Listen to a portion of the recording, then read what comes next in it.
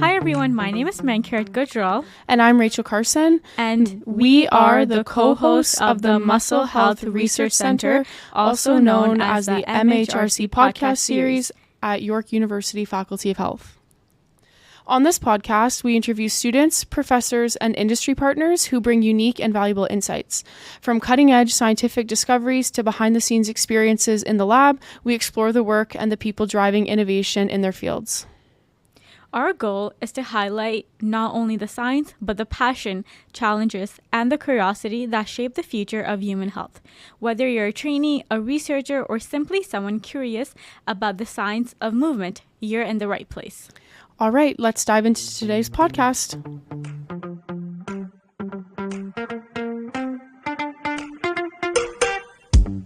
Hello, everyone. Welcome to our first ever MHRC podcast. Today, I'm thrilled to have with us Omid.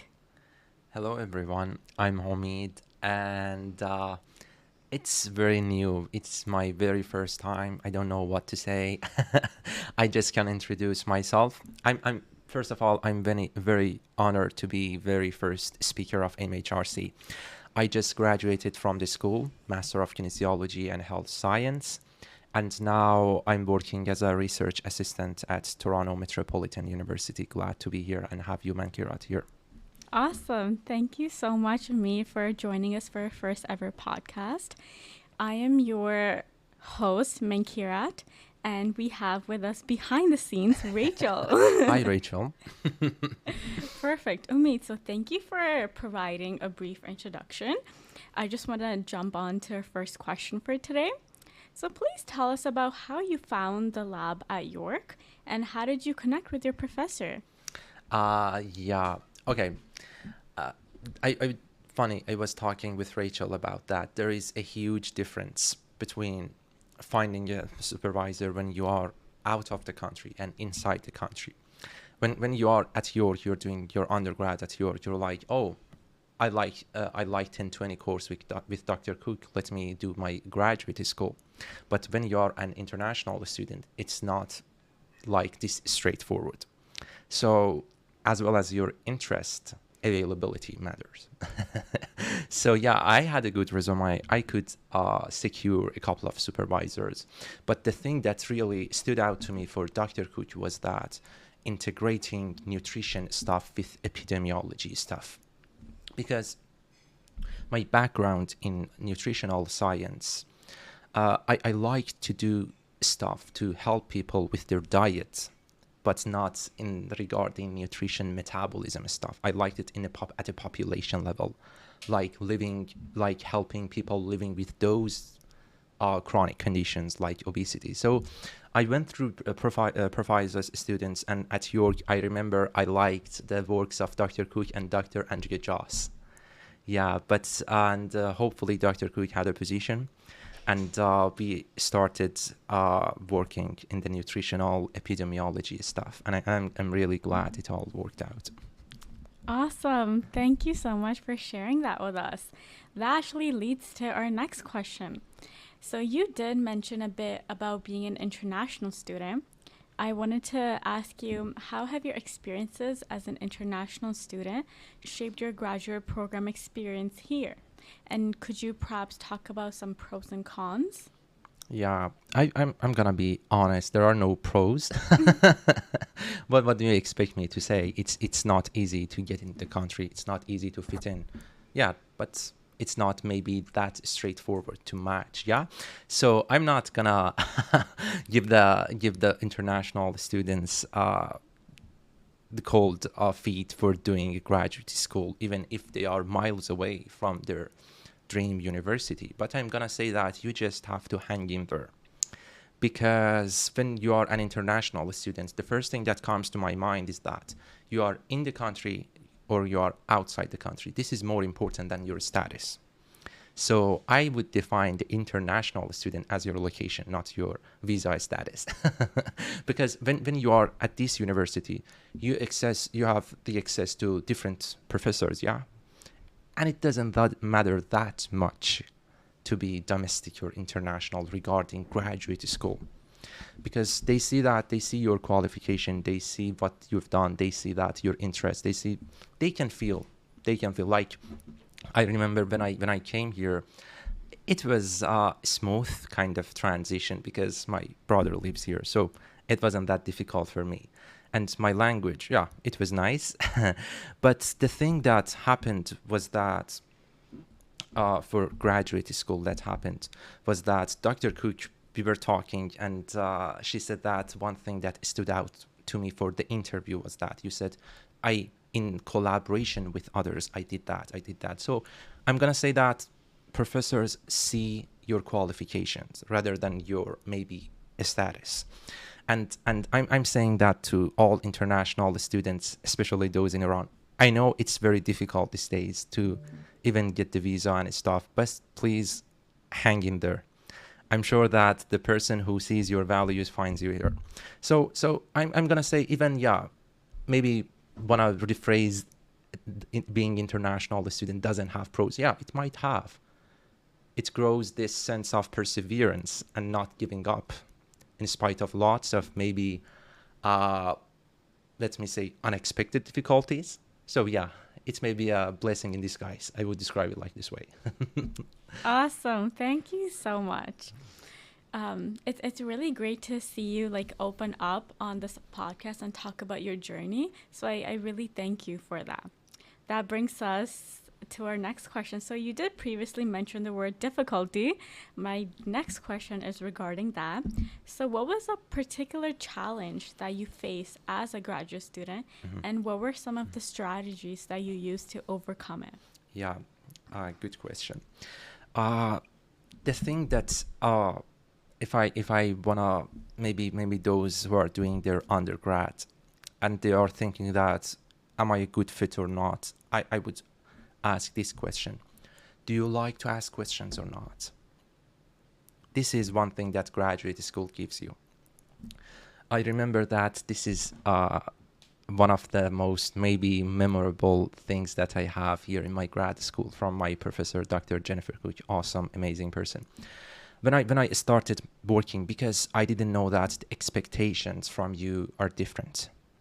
You're not even more a person who is just passing some courses. You're the person who wants to ask questions, who wants to answer those questions about research. So I remember I had to find my own topic for my research. So the conceptualization, maybe it's not my strong suit. Now I find it maybe not that difficult, but back then, conceptualization of a whole new thesis topic was not easy at all. So yeah, I just found some keywords and I wanted to put them together and make a topic. And Dr. Cook said that you can just say that because in this population, this thing has not happened. It's not a whole new topic. After that, I realized, yeah, this is something I'm going to grow. I'm going to shape something. I'm going to find some gaps and I'm going to try to answer those to have a meaningful impact. So I would say that one challenge for graduate school is to how to ask those questions, because it doesn't just come from knowing what is the gap. It's not that it's so naive to think that, yeah, I go to discussion of this paper and find this is the limitation. No, this is not like that. You should be passionate, you should be precise, and you should want more and more to find those gaps. And if you are a person who wants to find those, who likes to ask those, and who wants to fill those gaps, I think you're a good fit for grad school, because, and you never know the future.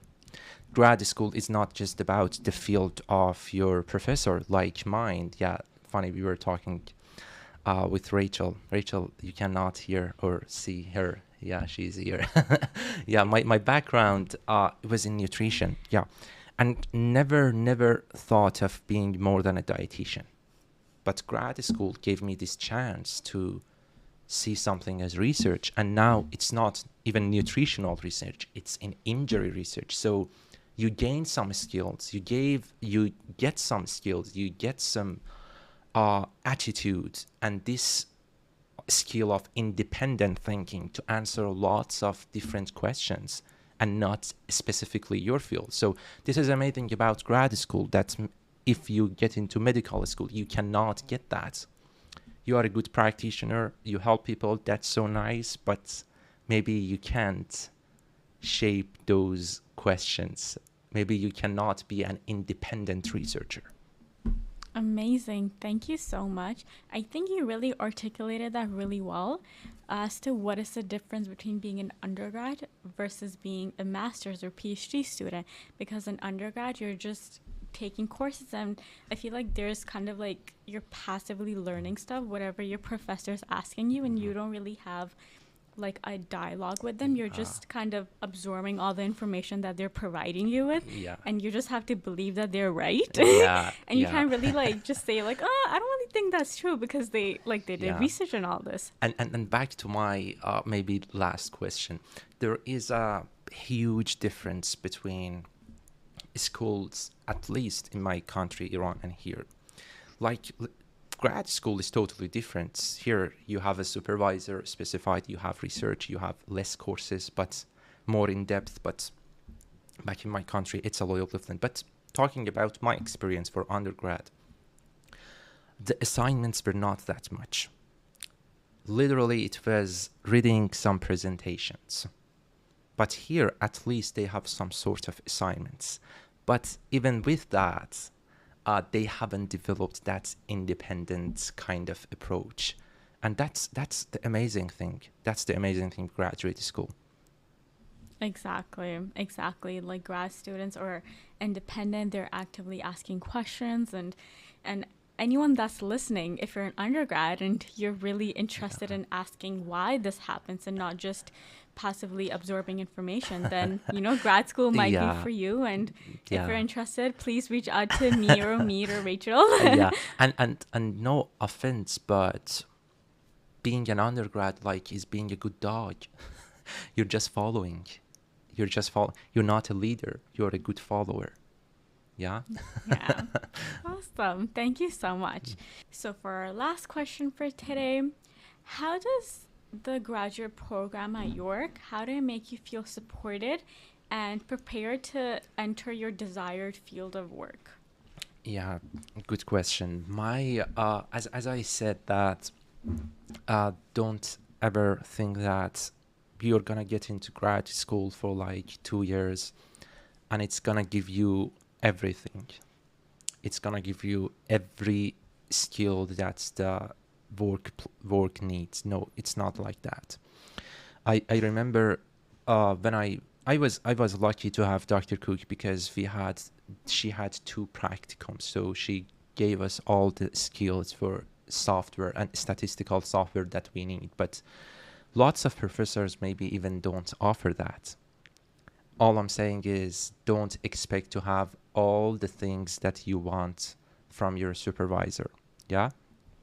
Because more important than those skills is to learn how to get those skills. I remember, because in my personal experience of research, we had this coding and this running stuff. It's so natural to run into problems for coding, for lots of mistakes could happen. And I asked my supervisor, and she said that maybe more important than knowing how to run this is how to deal and how to fix this, with Googling, with asking, and with finding those things. So again, what was your question, to answer it directly? So how did the grad program make you feel prepared and supported? Yeah. Thank you. Yeah, I was answering that, but I forgot that. No worries. So yeah, more important than doing my exactly topic was how to overcome difficulties on my own, how to believe in myself that I can do it with the skills that I have gained, some part of it. Like I said that, my background in nutrition and my work on master was nutritional epidemiology, but now it's totally different field in road safety and injury prevention. But the skills that I've gained from data, skills that I've gained from shaping questions, writing manuscripts, they come in handy in a totally different field. So don't think that if you're supervisor gonna work on CVD, like work on this specific field, you are limited to that for the rest of your life. No, it's not like that. And especially if you are an undergrad, for your master, maybe not that much. You're not a postdoc. So just ask this question, that if you're ready to be more independent, if you're ready to be more responsible for your actions, maybe it's a more important question than to be in that field for the rest of your life. Yeah. Okay, awesome. Thank you so much. And I guess it just goes back to the point that the grad program has made you feel supported and prepared so you can become independent in the future. Exactly. When I started my master, I said that I'm gonna do this 2 years. I'm gonna be out of school forever. I remember we had multivariate course, and I was so glad that this is the last course in my life. But now, after that, and now I'm here, I'm more prepared, and I don't want to leave that, because it gives you a sense of mission. It gives you a sense of responsibility that, oh, you can make a difference. This is that when you are an undergrad, when you are, you get into different kinds of medical, dental schools, you cannot gain them. You cannot have this confidence of asking questions. You cannot have this passionate of finding the gaps for a better life, for a better, let me say, my field, city design. When you see that, oh, people in Ontario, children in Ontario are having lots of emergency departments if they are poor. Oh, and now it gives you a sense of responsibility towards them. So grad school prepares you to be a better and a more helpful person for your community. Awesome. Thank you so much, Omid, for sharing all your knowledge and all your experience with us today. And to our listeners, I hope you can learn a lot from our first ever MHRC podcast. And please be on the lookout for more podcasts, since we're on a roll now. and let me promote myself a little. And for those of you who enjoyed my talking, I'm gonna have my own podcast soon. And I saw this nice setup here, so yeah, looking forward to that. Thank you a lot, Mankirat, for having me here. I feel special to be first guest speaker. Yeah, I feel very special here. And thank you, Rachel. It was so nice of you. You cannot see her, but she seems okay. And thank you for having me here. And I'm sure that you're gonna have wonderful sessions with different people on these podcasts, MHRC. Awesome. Thank you so much. Yes, in the future, we hope to have more grad students and profs, some people from the industry. So tune in. Yeah. Awesome. So I'd like to end this podcast on this note. Again, I'm your host, Mankirat. We have Rachel behind the scenes, and we have Omid, our first ever podcast guest. Awesome. Okay, see you. Bye. Thanks. That wraps up today's episode of the MHRC podcast. Thank you so much for joining us today, and a special thank you to our guests for sharing their insights and experiences. If you enjoyed this episode, be sure to follow us on Instagram, LinkedIn, Facebook, and YouTube so you never miss future conversations. And to learn more about the Muscle Health Research Center and the work happening here at York University, including our upcoming events and resources, check out our channels and stay connected. Thanks for listening, and we'll see you in the next episode.